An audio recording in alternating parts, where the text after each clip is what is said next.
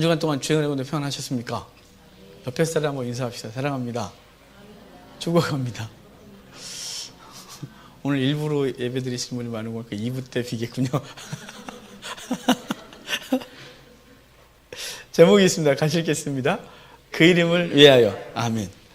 오늘 우리 사도행전을 시작할 겁니다. 사도행전을 시작하는데 1장부터 5장까지 이야기들을 보면서 이 속에서 주님께서 우리에게 주시는 귀한 음성을 듣도록 하겠습니다.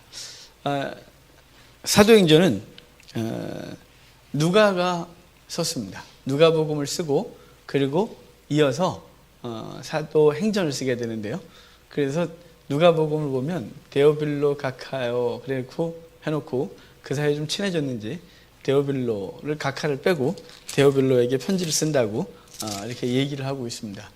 전에는 예수님의 탄생부터 해서 승천까지 기록했다면 이제는 승천부터 해서 사도들의 일에 대하여 기록할 것을 누가가 이야기를 하는데, 누가가 이제 사도행전을 기록하면서 교회가 어떻게 세워졌으며 복음 증거가 어떻게 되고 있는지를 전체적인 얘기를 이렇게 쭉 해줘요.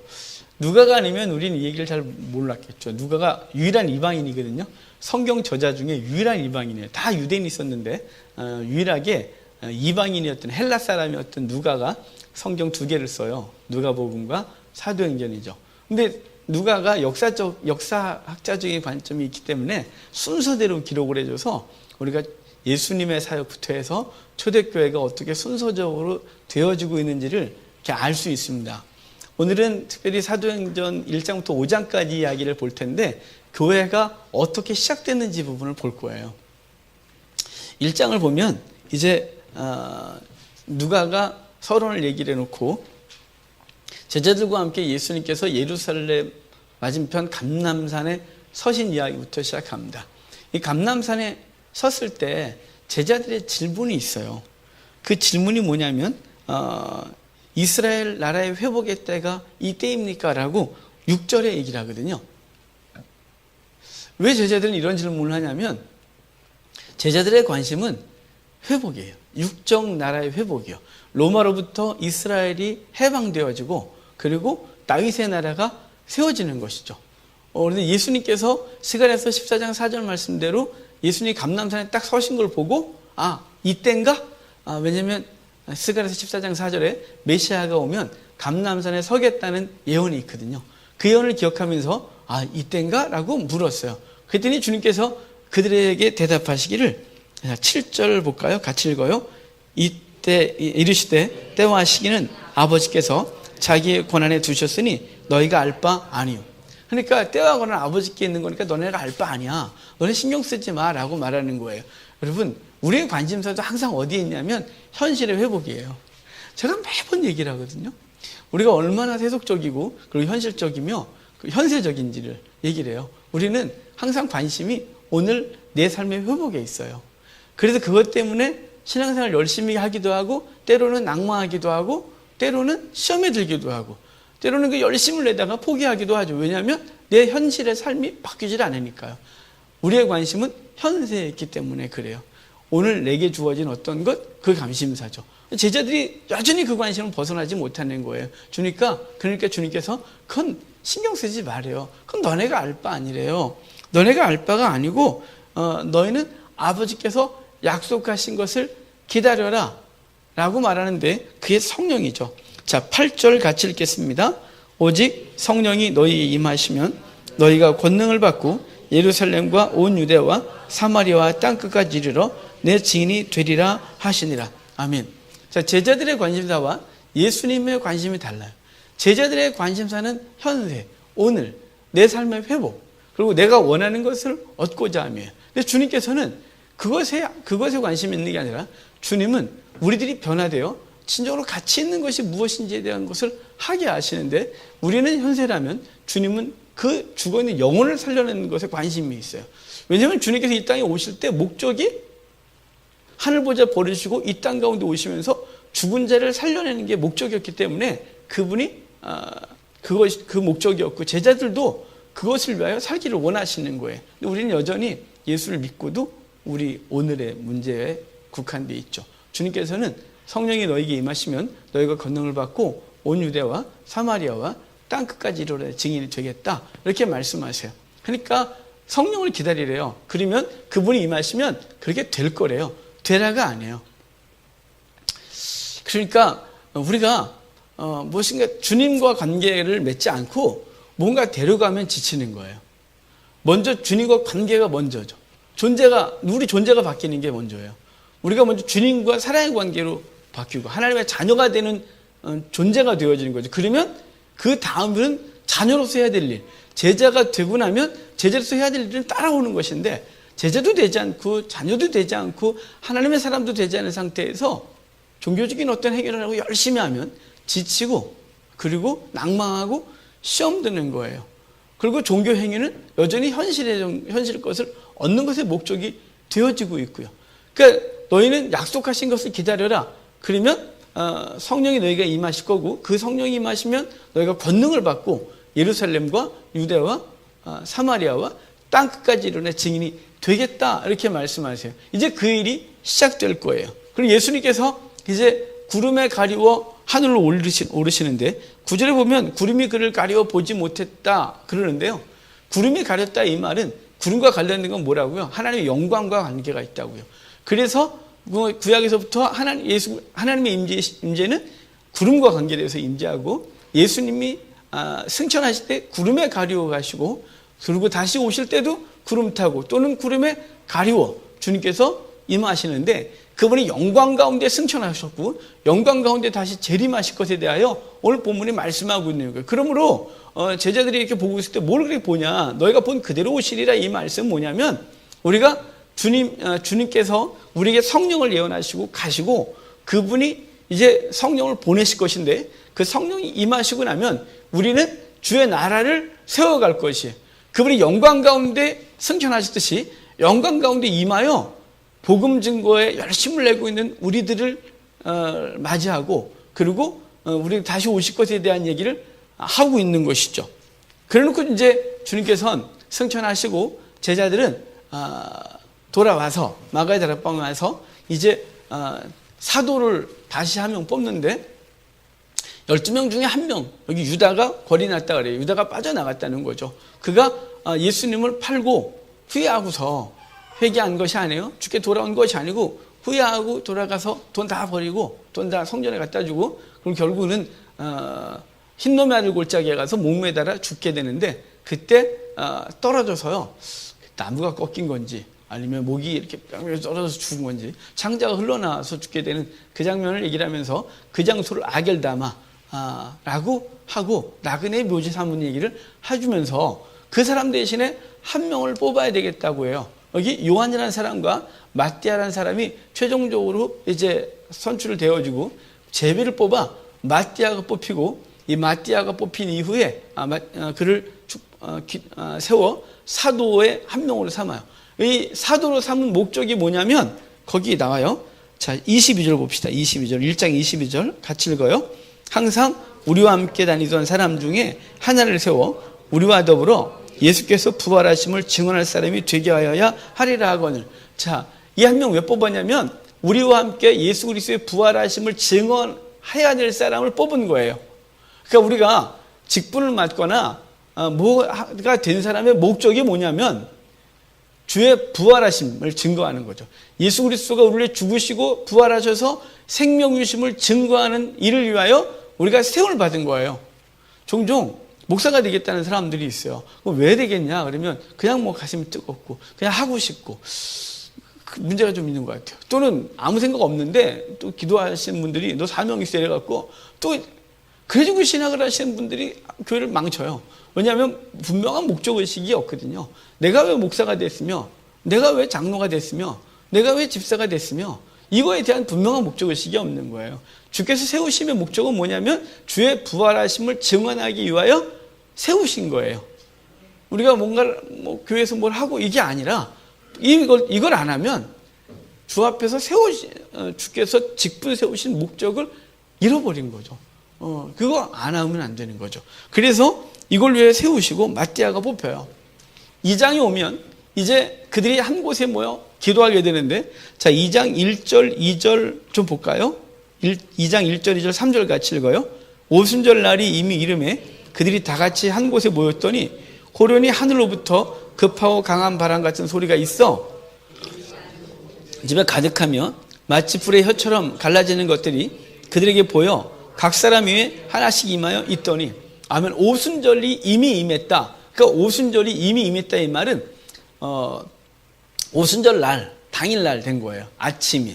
사실은 왜 이미 임했다 그러냐면 전날부터가 하루가 시작되니까 오늘이 지금 성령이 임하시는 날이라면 전날 해질 때부터 오순절인 거예요. 그래서 오순절이 이미 시작됐고 그리고 우리 성경 읽다 보면 그날 이 시간이 삼시그래서 오전 9시예요.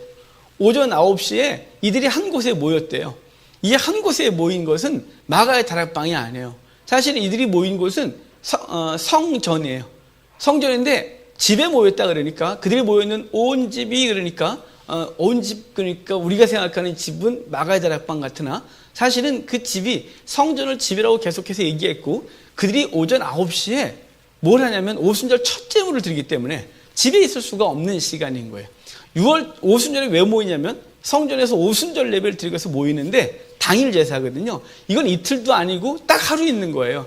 아침 9시에 첫 제물을 드리기 때문에 다 성전에 모여 있어야 되는 거예요. 그래서 성전에 모여 하나님 앞에 오순절 예배를 드리려고 있을 때 그때 하나님이 급하고 강한 바람 같은 소리가 확 들리게 하고 그리고 그들에게 각 사람 머리 위에 불의 혀같이 성령이 임하여 그들이 자기가 나지 않은 곳 방언을 막 하고 있는 거죠.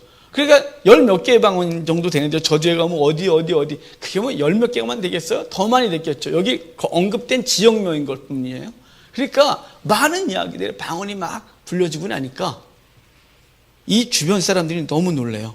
그래서 거기 5절 보면 그때 경건한 유대인들이 천하 각국으로부터 와서 예루살렘에 머물러 있더니 이 소리가 나며 큰 무리가 모여 각각 자기의 방언을 말하는 것을 보고 소동했다 그래요. 그래서 성전 마당 어딘가에서 이들이 그리스도인들이 이렇게 모여 있다가 하나님의 성령이 그 성전에 가득하면서 그들이 성령 충만함을 입게 되어지고 그들이 방언을 하니까 주변 사람들이 모여들기 시작하는 거죠. 제가 뭐 하는 거야 지금 이렇게 라고 했고 그들이 말하길 저들이 갈릴 사람이 아니냐라고 해요. 집안에 있는데 바깥에 지나가는 사람들이 저 사람들 뭐 하는 거야 이렇게 말한 게 아니라 이 사람들은 지금 성전에 있고 그리고 그들의 모습을 보면서 모여들어서 이들이 갈릴 사람 아니냐. 왜냐하면 그들이 복장이라든가 그 어떤 외모적인 것이 있겠죠. 갈릴 사람들인데 저들이 방언을 하고 우리의 난곳방언을 하고 있다라는 것 때문에 놀라보는 장면이에요. 왜 이랬을까요? 왜 오순절날 이 일이 벌어질까요? 오순절날 성전에서 행하는 게 있어요. 성전에서 오전 9시에 예배를 드리면서 사람들이 전 세계에서 몰려온 사람들이 오순절 예배를 드리게 되는데 이때 성전에서 유일하게 이날만 드려지는 제물이 있어요. 그것은 유교병이에요. 가루를 반죽하고 거기에 누룩을 넣어 부풀려요. 부푼 떡은 절대로 드리는 게 아니에요. 하나님 앞에 제물로 드리는 떡들은 다 무교병이었지 이날만 유교병을 드려요. 유교병 떡을 크게 두 덩어리를 만들어서 하나님 앞에 요제로 들어 올렸다 내리는 행사라는 거예요. 이 누리게 들어간 두 덩어리 떡은 바로 하나는 유대인이요 하나는 이방인인 것이 둘 다 누르게 들어간 거예요. 누르게 들어갔다 이 말은 부정하다 이런 뜻인데 유대인도 부정하고 이방인도 부정하지만 하나님 앞에 드려지는 날이 오순절이에요. 놀라운 거죠.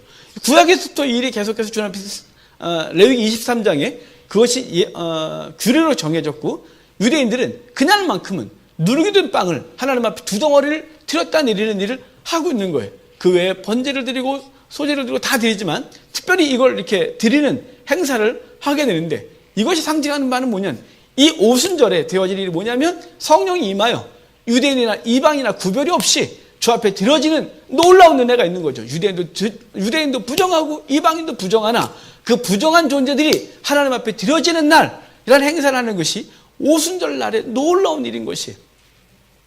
이 오순절 성령 강림을 이날을 불의 날이라고 하잖아요. 그래서 왜 불의 날을 그러냐면 출애굽한 이스라엘 백성들이 50일째 되는 날 시내산에 올라가서 모세가 올라가서 불 가운데 하나님의 말씀을 받기 때문에 이 날을 불의 날이라 이렇게 말하는 날이에요. 그 불의 날 하나님의 말씀이 처음 오순절의 시작이었던 날은 하나님의 말씀이 그들에게 시내산에서 주어졌다면 이제 이 오순절의 성취인 날은 이 예루살렘 성전에서 불의 혀 같은 것이 임하여 그분의 영이 각 사람의 심령 가운데 오는 거예요. 처음에는 하나님의 말씀이 율법으로 들려지고 돌판에 새겨졌다면 이제 두 번째 하나님의 그 강력하신 임재는 예루살렘에서 불 가운데 하나님의 영이 각 사람의 심령 가운데 임하여 떠나지 않는 놀라운 은혜가 있게 되어지는 거예요. 돌에 새겨진 율법이 아니라 심령에 새겨진 그 놀라운 은혜의 날이 이 오순절 되는 것이. 그래서 이런 현상들을 보이게 하시고 그리고 그들이 각 나라 방언으로 말하게 하는데 이 사인은 이제 너희들이 나가 성령이 임하면 무언다 그랬어요. 예루살렘과 유대와 사마리아 땅끝까지 내 증인이 되리라 그랬는데 이 증인이 되겠다 이 말은 각 나라 족속의 방언으로 이제 하나님의 말씀을 증거하게 될 것을 처음으로 말씀하시는 거예요. 성령이 임하면 이제 그분의 영이 두 덩어리 떡처럼 이방인과 유대인이 구원받는 이날 너희들이 성령이 임하면 이제 그 임하신 성령이 너희들로 말하여 할 건데 각 나라의 언어로 말하여 그들에게 주의 나라를 선포할 것에 대하여 말씀하시는 것이 이 성령 강림의 놀라운 사인이라 이 말이에요. 이 날이 그래서 15절로 가면 제3시다 이렇게 말하잖아요. 제3시가 오전 9시예요. 오전 9시 오순절 첫 예배가 드려지는 그때 하나님의 성령이 그들에게 임하여 이 놀라운 일들이 벌어지고 있는 것입니다. 이제 이렇게 놀라운 일이 벌어졌던 사람들이 이렇게 말해요. 저것들이 미쳤구나. 저것들이 낮술 취했다. 이렇게 막 비난하는 거예요. 새술에 취했다 이렇게 말해요. 왜 새술에 취했다 그러냐면 이 전해 그 전년도에 포도를 이렇게 따서 포도즙을 만들어 포도주를 담그거든요. 이 포도주 담근 걸 언제 개봉하냐면 이 오순절 때쯤에 개방하는 거예요. 개봉해서 이때부터 이제 본격적으로 포도주와 물을 섞어 건기를 보내게 되어져요. 그러니까 이렇게 말하는 거예요. 저것들이 새 포도주 냈다고 많이 처먹어서 저것들이 이렇게 비난하고 앉아 있는 거예요. 사실은 그러니까 베드로가 나와서 그러는 거예요. 그 소리를 듣고서 야 지금이 오전 9시가 아니냐. 우리가 무슨 지금 아침부터 술 취해 있겠니 우리가 라고 말하면서 그들이 말한 것은 너희들이 죽인 예수 그리스도가 부활하셨고 그분이 우리 가운데 하나님의 영을 부어주셔서 우리가 이 일을 행하고 있다고 말을 하게 되어져요. 그러니까 그들이 그 말을 듣고 반응이 있어요. 37절입니다. 36절 37절 같이 읽겠습니다. 그런즉 이스라엘 온 집은 확실히 알지니 너희가 십자가에 못 박은 이 예수를 하나님이 주와 그리스도가 되게 하셨느니라 하니라. 그들이 이 말을 듣고 마음에 찔려 베드로와 다른 사도들에게 물어 이르되 형제들아 우리가 어찌할꼬 하오늘. 자 지금 그들이 예수님 베드로가 나가서 너희가 죽인 예수 그리스도가 부활하셨고 그분이 영을 보내서 이렇게 됐다고 하니까 그들이 하는 말이 뭐냐면 그들이 듣고 마음에 찔려 우리가 어찌할까 이렇게 묻고 있는 거예요. 자 이 사건은 놀랍죠. 왜냐하면 성령이 임하고 나니까 제자들에게만 뿐 아니라 그 말을 듣는 이들의 마음이 움직이기 시작하는 거예요. 성령이 임하시기 전까지는 예수 그리스도가 아무리 말해도 움직이지 않았고 찔리기는커녕 강팍해졌고 결국 예수 그리스도 십자가 못 박았던 그들이 이제 성령이 임하시고 나니까 그들이 제자들은 나가 복음을 증거하게 되고 듣는 이들의 마음이 찔려 어찌할꼬 라고 하는 탄식이 들리는 거예요. 그래서 베드로가 그들에게 복음을 증거하고 그들이 그날 주께 돌아온 자가 3,000명이 되었다 이렇게 말씀하고 있는 거예요. 그러고 나서 43절부터 47절까지 처음에 최초의 교회가 생겨지는 것입니다. 그들이 자기 것을 자기 것이라 하지 않고 서로 통용하고 필요를 따라 쓰며 하나님의 그 거룩한 공동체의 모습이 처음 만들어지는 거예요. 그래서 47절 맨 마지막에 보면 구원받는 사람을 날마다 더하게 하시느라 라고 말하고 있는 거죠. 이 구원받는 자의 수가 날마다 더하게 하시느라 이 말은 이들의 개인적인 능력에 근거한 것이 아니라 하나님의 성령에 근거하고 그 성령이 임하여 때가 되었으므로 보라 희어져 추수할 때가 되었다라고 하신 말씀대로 이 오순절이 이미 보리는 추수가 다 끝나고 밀추수가 시작되어지는 그 시점에서 주님께서 영혼들을 거두고 있는 놀라운 사건을 말씀하고 있는 거예요. 그리고 3장에 오면 이제 베드로가 여기 9시 그러는데 9시는 오후 3시예요. 오후 3시에 이제 성전에 기도하러 가요. 베드로와 요한이.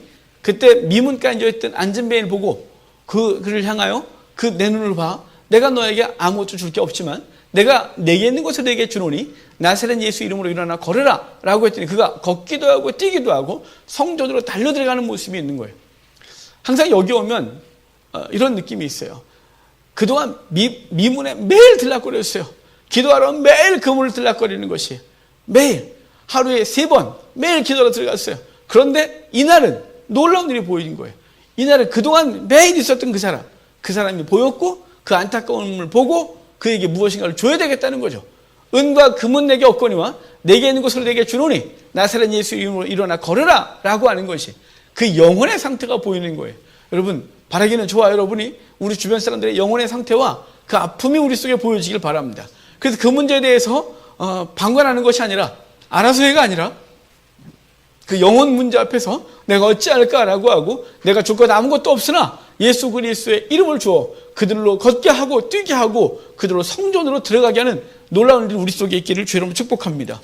이제 이 사건 때문에 솔로몬 행각에서 사람들이 많이 모여 이 사건이 웅성웅성하게 되고 사람들은 그 앉은 배가 오랫동안 앉아 있었던 사람인데 걷는 것을 보고 그 베드로와 요한을 막 칭송하니까 왜 우리를 칭송하느냐? 그가 아니고 또 증언하기를 너희가 죽인 예수 그리스도 그가 부활하셨고 그가 능력 우리를 살렸다고 이야기하므로 그들이 죽게 돌아오는 놀라운 일이 벌어져요. 그런데 이렇게 막 증언하고 있는데 누가 싫어하냐면 제사장들, 바리새인들, 서기관들이 싫어해요. 자, 우리 4장 2절 볼까요? 4장 2절 같이 읽겠습니다. 예수 안에 죽은 자의 부활이 있다고 백성을 가르침을 전함을 싫어하여 그 다음 절이죠. 그들을 잡음에 날이 이미 저물었으므로 이튿날까지 가두었으나 아멘. 자, 지금 일반 백성들은 예수 그리스도의 놀라우신 일들을 보면서 그들 하나님을 찬송하고 난리가 났는데 지금 바리새인, 서기관, 사두개인 등등이 그것을 시기하여 그 말을 전하지 못하게 사도를 잡아다가 가둬요. 근데 이미 해가 졌으므로 그러니까 오후 3시에 일이 벌어졌고 해가 질 때까지니까 6시 이후에 난리가 났겠죠. 6시 이후까지도. 그러다가 안 되겠다 싶어서 잡아놓고 밤이 이제 되므로 다음 날까지 가둬 두었는데 이제 그를 끄집어내고 하는 말이 있어요. 4장 7절 봅시다.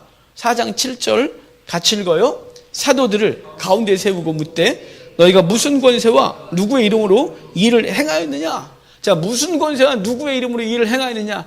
이 말이 어떤 말 언젠가 들었던 기억이 있지 않습니까? 예수님께서 성전에서 성전을 청소하시고 그리고 대어 쫓으시고 막 이럴 때 그때 제사장들 바리새인들이 와갖고 이렇게 말해요. 너 누구의 권세를 가지고 일을 하느냐? 라고 물었어요. 그리고 주님께서는 이제 다른 질문을 통해 그들이 입을 닫으셨었는데 제자들이 또 일을 하니까 이들이 또 이렇게 말해요. 너희가 누구의 권세를 갖고 누구의 이름으로 이 짓을 하고 있느냐는 거죠. 왜 성전들에서 너희들이 마음대로 가르치고 일을 행하냐 이 말이에요. 가르칠 권세 줬냐 누가? 너한테 누가 줬어? 이걸 이렇게 말하는 거예요. 왜냐하면 당시 바리새인들이 그 권세를 그 가르침을 가르칠 수 있는 권위를 받았어요. 그 허락을 받았단 말이에요. 그래서 성전에서는 나름대로 그런 허락을 받은 사람들이 할 수 있는데 이것들이 와갖고 하고 있으니까 누구의 권세로 이렇게 말하는 거예요. 그들이 그 얘기를 듣고 너희가 죽인 예수 그리스도의 이름으로 일을 하고 있다고 이야기를 해요. 그러니까 이걸 보고 그들이 어떻게 부인할 수가 없는 거죠. 그래서 그들에게 협박으로 내미는데 자 19절 20절 같이 읽겠습니다. 베드로와 요한이 대답하여 이르되 하나님 앞에서 너희의 말을 듣는 것이 하나님의 말씀을 듣는 것보다 옳은가 판단하라. 우리는 보고 들은 것을 말하지 아니할 수 없다. 너희가 생각해봐. 너희가 말하지 말라 그랬는데 너희 말 듣는 게 옳은가 하나님 말씀 듣는 게 옳은가. 우리는 보고 들은 것을 말하지 않을 수가 없어 라고 말하는 거예요. 우린 증인이 될 수밖에 없어 이렇게 말하는 거예요. 세상은 미워하나 우리가 그리스도를 증거하면 세상이 알 수 없는 놀라운 은혜가 우리 속에 있고 경험한 우리들이 말하지 않을 수가 없는 것이. 저도 우리 가족의 아픔이 있잖아요. 가정에 처음 우리 어머님을 만나러 갔는데 동생이라는 여자애가 저한테 전화로 첫 번째 하는 말이 뭐냐면 제가 전사라고 그러니까 그 당시 전사였어요. 전사라니까 우리 신앙 얘기는 하지 맙시다. 우리 집에 와서 우리 철저히 불교 신자라서 그저 불교 회장되겠대요. 걔가. 그러니까 우리 집에서는 엄마도 불교 열심히 다니고 그러니까 저 종교 얘기 하지 말라 그래서 알았어. 그러고 갔어요. 안 하겠어요 제가. 제가 어떻게 살았으며 제가 어릴 때 그 고난 속에서 어떻게 하나님 나를 살리셨으며 날 지금까지 어떻게 이끄셨으며 이 얘기를 간증 삼아 하는 거죠. 그러고서 계속하고 그런데 아직도 교회를 들락날락 하시고 우리 어머님이 뭐 어떡하겠어요. 제가 가까이 있어야 그러는데 거기서 어찌됐거나 교회를 나갔으면 좋겠는데 그러질 않아요. 여러분 뭐랄까요? 말하지 말래요. 세상은 싫어해요. 주의 복음 증거가 싫어해요. 그렇지만 우리 속에 있는 그리스도를 드러내자는 방법이 없어요. 경험한 사람은, 주님을 만나는 사람은 이걸 말하고 싶어 죽겠는 거 아니겠습니까? 그래서 그들이 말을 하고 있는 거예요. 그랬더니 32절부터 37절까지 또 초대교회 이야기가 벌어지고 있는 거예요. 자, 아까 2장 후반에서 초대교회가 형성됐다면 여기서 이것이 날로 놀라운 은혜가 벌어지고 이제 거기에 공동체가 운영하는 데 필요한 재물이 떨어지니까 사람들이 자원하여 자기 집과 밭을 팔아 하나님께 드려요. 그 중에 대표적인 사람이 바나바라는 사람이 이 일을 하게 되는데 사람들이 그를 칭송하고 있는 거죠. 그런데요, 5장에 그 칭찬을 그리워했던 한 부부가 나와요. 바로 아나니아와 삽비라죠. 이들은 하나님 앞에서 앞에 있는 사람들처럼 순수한 마음으로 하나님의 나라가 더 세워지길 원하고 교회의 필요를 채우려고 하는 목적이 아니라 그 칭찬이 목적이라 밭을 팔아 드리긴 해야 되겠는데 칭찬은 받고 싶고 재물은 아깝고 그래서 속이는 거예요. 그래서 재물의 일부를 숨겨두고 갖다 드리면서 내가 다 드렸나이다 라고 하는 것이죠. 제가 요 근래 몇 개 교회를 이렇게 방문했었어요. 그런데 마음이 좀 아파요. 저는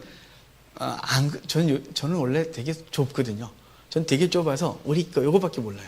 근데 교회 몇 군데를 방문했어요. 큰 대형 교회들 교회에 좀 배울 것이 있을 것 같아서 몇몇 목사님들과 좀 찾아가자 그래서 가서 그 목사님 만나 뵙고 배우고 이러고 왔어요. 주보들을 다 이렇게 집에 갖고 왔어요. 주보를 갖고 온 상태에서 이제 온 상태에서 주보를 이렇게 보다가 마음이 좀 아팠어요. 예전부터 우리 이건 아니다라고 했던 것이 있는데 주보에 헌금자 명들이 꽉 있는 거예요. 11조 쫙, 감사 쫙, 예배 쫙, 건축금 쫙, 선교금 쫙. 그럼 교회 뭐 하는데 그거 드리는 사람 쫙, 이름들을 쫙 써놨어요. 헌금이 많이 거칩니다. 하지만 그것 때문에 우리는 위선을 떨어요. 하나님 앞에 자기가 드리지 않고 싶지만 사람들이 내 이름 볼 거니까 여기 이름이 안 드러나면 이게 좀 부끄러우니까 이름 하나 넣어야 돼서 거기다 이렇게 집어넣는 거죠. 아나니아와 삽비라 같은 사람이 너무 많아요. 아나니아와 삽비라는 칭찬 때문에 하는 거예요. 우리가 칭찬 때문에 무엇인가 한다면 아나니아와 삽비라와 별 다를 게 없어요. 우리는 칭찬이 아니라 누가 알아주지 않아도 우리에게 있는 것을 통하여 하나님의 나라를 세우기 위하여 기꺼이 생명을 드리는 것이죠. 그게 온전한 헌신이었는데 아나니아와 삽비라는 흉내를 내요. 결국 그들이 죽죠. 죽는데 그것 때문에 어떻게 되나요? 그러면 지금 이 시대에도 이 흉내만 내는 것들 다 죽여. 이렇게 할까요? 그렇지 않아요. 이 사건을 통하여 결론이 나요. 11절 볼까요? 5장 11절. 같이 읽어요. 온 교회와 이 일을 듣는 사람들이 다 크게 두려워하더라. 하나님을 두려워하게 되는 계기가 되는 거예요. 여러분, 하나님께서 우리에게 하나님 앞에 헌신하는 사람들의 특징이 있어요. 특징은 뭐냐면요, 하나님을 직접적으로 경험했든 간접적으로 경험했든 그분을 경외하는 것이 여기 배웠어요. 그래서 그분 앞에 무엇을 하는데 흉내를 나거나 사람들의 칭찬을 생각하면서 하지 않고 오직 하나님을 생각하면서 하나님이 원하시는 것이 무엇이냐, 하나님을 두려움으로 우리에게 있는 것들을 통하여 하나님의 일을 하고 그런 것이죠. 여러분, 바라기는 하나님을 두려움이 우리 속에 있기를 바랍니다. 사람의 평가를 두려워하고 그 평가 때문에 무엇을 하는 존재도 되지 맙시다. 죽지 않은 게 다행인 거예요.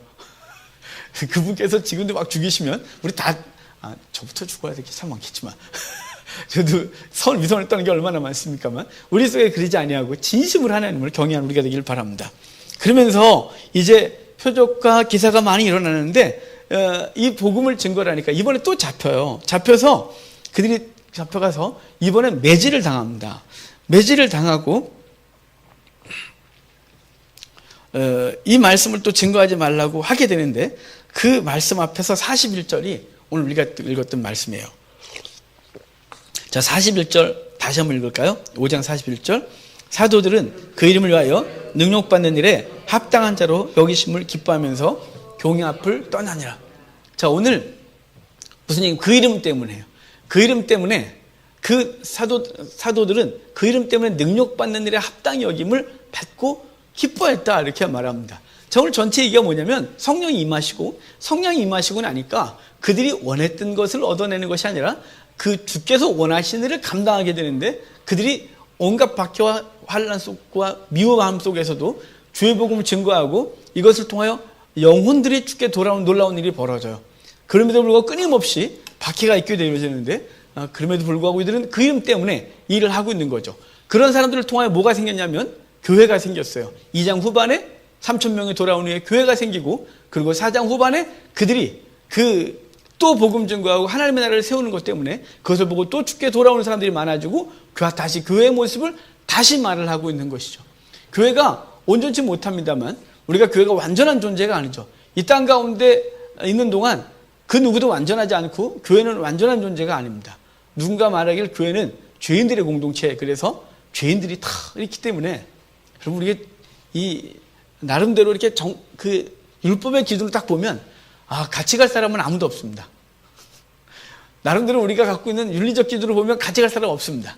그리고 자기가 갖고 있는 나름의 기준을 보면 같이 갈 수가 없습니다. 저는 같이 갈 수 있겠습니까, 여러분이? 우리 다 없습니다. 우리 다 부족하고 연약하지만 하나님의 나라를 세우게 되는데, 그 이유가 뭐냐면 성령을 통하여 구원을 받았고, 그리고 그분이 우리를 만나주셨고, 그 만나주신 것을 우리가 숨길 수가 없고 증거하지 않을 방법이 없어서 우린 이 일을 위하여 함께 공동체를 이루고 하나님의 나라를 세워가고 있는 것입니다. 여러분, 성령께서 우리 가운데 충만하길 바라고, 그래서 우리 속에 부족하고 연약한 것 많지만 우리가 만난 예수 그리스도를 증거하는 일에 힘을 다하길 바랍니다. 그 이름 때문에 오늘 살아가고 그 이름 증거를 위해서 오늘도 힘을 다하는 우리가 되기를 주님 축복합니다.